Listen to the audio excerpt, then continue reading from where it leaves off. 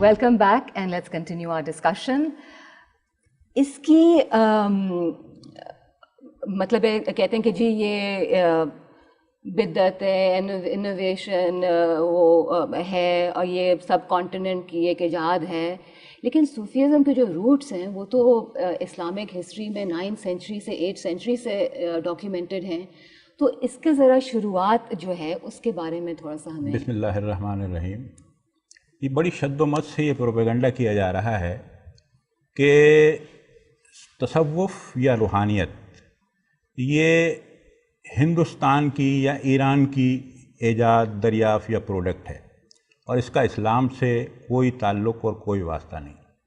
دیکھیے میں ابتداً آپ سے عرض کروں, رسول اللہ صلی اللہ علیہ وسلم کے امتی اور آپ کے تابعی حضرت سیدنا اویس قرنی ہیں جن سے رسول اللہ علیہ وسلم کی کبھی ملاقات نہیں ہوئی. جی آپ نے اپنے 2 خلفاء حضرت عمر فاروق اعظم رضی اللہ تعالیٰ عنہ اور حضرت علی کرم اللہ وجہہ دونوں کو آپ نے وصیت کی. یہ جو قصہ ہے اس سے یہ ظاہر ہوتا ہے کہ ایک اسپرچل رابطہ جی کسی سے ان قسم کی پرسنالٹی سے قائم ہو سکتا ہے. کہ ضرورت یہ کہ صحابہ وہی ہوں, کہ صحابہ صرف وہی نہیں ہے جنہوں نے فزیکلی ان کے ساتھ ٹائم گزارا ہے, بس صحابہ وہ ہیں جن کا ایک رابطہ, دلی تعلق ہے, حقیقی رابطہ. بالکل. یہ دونوں حضرات حضرت عمر کے عہد خلافت میں حضرت علی اور یہ سرکار دو عالم کا جبہ مبارک اور یہ ایویڈنس ہے کہ یہ ایک سلسلہ تبرکات لے کے گئے, ان سے ملاقات کی, ان کو تلاش کیا, ان کو اچھا وہ اتنے, کیونکہ یہ ولی اولیاء اللہ جو ہوتے ہیں یہ اپنے آپ کو ذرا چھپا کے رکھتے ہیں نا, تو انہوں نے جب نام پوچھا کہ آپ کا نام کیا ہے تو کہنے لگے کہ عبداللہ. عبداللہ کا مطلب عبداللہ کا اللہ کا بندہ. جی جی. تو جب سرکار دو عالم نے ان کو ایک نشانی بتائی تھی کہ ان کے ہاتھ پہ ایک دھبا ہے سیاہ رنگ کا جس پہ بال ہیں, تو حضرت عمر نے اس کو پہچان لیا. تو کہنے لگے کہ آپ اویس نہیں ہیں, تو جھوٹ تو بول نہیں سکتے تھے, تو کہنے لگے کہ ہاں میں اویس تو ہوں. آپ نے ان کے ہاتھ کو پکڑ کے بوسہ دیا اور فرمانے لگے کہ حضرت عمر نے, اور فرمانے لگے کہ ہم آپ کو چھوڑیں گے نہیں, ہم نے آپ کو پہچان لیا. آپ رسول اللہ صلی اللہ علیہ وسلم کا سلام قبول کیجئے, یہ تحائف قبول کیجئے, اور حضور نے کہا کہ مجھے میری امت کے لیے آپ دعا فرمائیں.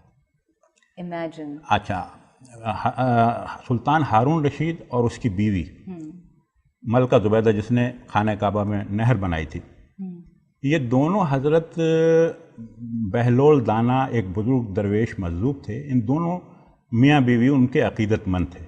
ایک بہت تاریخی واقعہ ہے جو ابھی وقت نہیں ہے میں سناتا, کہ انہوں نے کس طرح ایک جنت میں ایک محل کی خرید. کافی سارے رہ چکے ہیں رولرز جو باقاعدہ جاتے تھے صوفیہ. اچھا, سلطان نور الدین زنگی جو بیت المقدس کی جنگوں میں, سلطان عماد الدین زنگی, سلطان صلاح الدین ایوبی, یہ تینوں حضور غوث پاک کے, یہ عماد الدین زنگی اور نور الدین زنگی حضور غوث پاک کے مرید ہیں, اور سلطان صلاح الدین ایوبی نے حضور غوث پاک کی سیدنا شیخ عبد القادر جیلانی کی آغوش تربیت میں پرورش پائی. ایسا ایک پوزیشن حاصل کر لی کہ خلیفہ وقت بھی ان کے سامنے فریاد لے کے یا پرابلمز لے کے یا مشورے کے لیے ان کے پاس جایا کرتے تھے. انہوں نے زندگی میں ایک اپنے قابلیت کو پروو کر کے کہ بڑے بڑے ان کے سامنے جھک جاتے تھے. ہمارے یہاں ہندوستان میں جو غوری, پاکستان کا جو غوری میزائل جن کے نام پہ سلطان شہاب الدین غوری, یہ شیخ ابو الحسن خرقانی کے مرید تھے اور حضور خواجہ غریب نواز معین الدین چشتی سنجری اجمیری کے عقیدت مند تھے. ایک ایگزامپل ہے, بہت ارلی ایگزامپل, رابعہ بصری. تو جب ہم دیکھتے ہیں کہ انہوں نے کس طرح سے جو بڑے بڑے اس ٹائم کے عالم تھے, اسکالرز تھے, ان کو کس طرح سے ایک میں آپ سے عرض کروں, حضرت خواجہ حسن بصری نے ایک دن پوچھا بی بی رابعہ بصری سے کہ آپ یہ بتائیے کہ آپ کا سب سے بڑا دشمن کون ہے؟ تو آپ کہنے لگی کہ میں کیا جانوں؟ تو کہنے لگی کہ قرآن تو کہتا ہے ان الشیطان للانسان عدو مبین, کہ شیطان انسان کا کھلا ہوا دشمن ہے, اور آپ کہہ رہی ہیں کہ میں تو فرصت ہی نہیں ہے محبوب سے, تو میں دشمن کی طرف کیا. آپ نے فرمایا کہ مجھے تو دوست سے ہی فرصت نہیں ملتی, تو میں دشمنی کے چکر میں کیا پڑھوں. تو یہ ٹالرزم. اچھا, اور پھر یہ ایک اور بڑے مزے کی جو انہوں نے بات کہی تھی کہ میں دوزخ کو بجھانے جا رہی ہوں اور جنت کو آگ لگانے جا رہی ہوں, کہ اس لیول کی فرسٹریشن کہ تم لوگ صرف اس لیے اللہ سے محبت کر رہے ہو کہ تمہیں ریوارڈ اور پنشمنٹ ملے گا.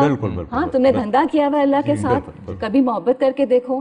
ہاں, اور پھر اس پہ کہ ایک دفعہ وہ حسن بصری تھے شاید, کہ وہ کہہ رہے تھے کہ اچھا ہم جو ہے جا نماز جو ہے وہ پانی پہ رکھ کے نماز پڑھتے ہیں. ہاں, تو انہوں نے یوں کیا اور جا نماز آسمان پہ رکھ کے انہوں نے پھر آسمان پہ نماز پڑھی.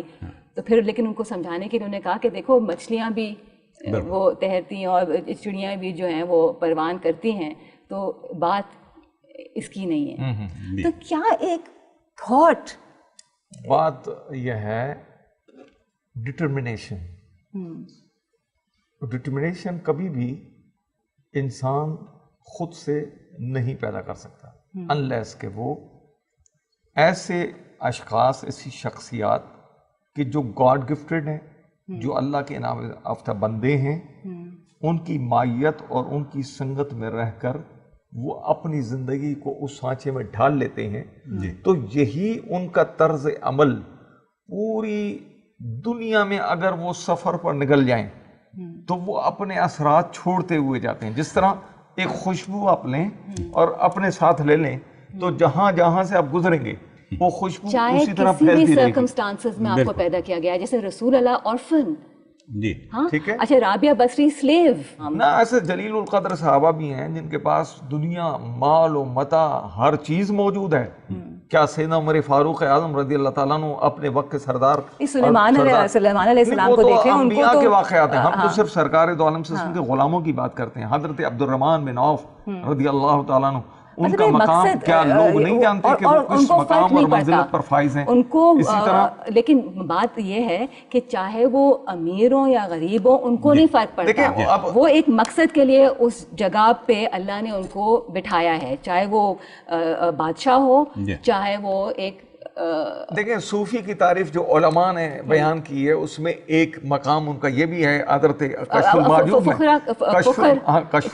میں حضرت داتا علی حجویری ارشاد فرماتے ہیں کہ صوفی کی تعریف یہ ہے کہ وہ اس منزل پر اللہ کی قربت میں آنے کے بعد کہ اس کے سامنے مٹی اور سونا دونوں ایک ہو جاتے ہیں, تو برابر ہو جاتے ہیں. جب اس کیفیت پر وہ بندہ آ جاتا ہے تو وہی معاملات ہوتے ہیں کہ جس کو اللہ کی رضا حاصل ہو جاتی ہے. اللہ اس کا جیسے ایک بچہ, چھوٹا سا بچہ ہو تو وہ اللہ اس کو کیری کرتا ہے کیونکہ وہ بالکل بچہ بن گیا اللہ کے سامنے.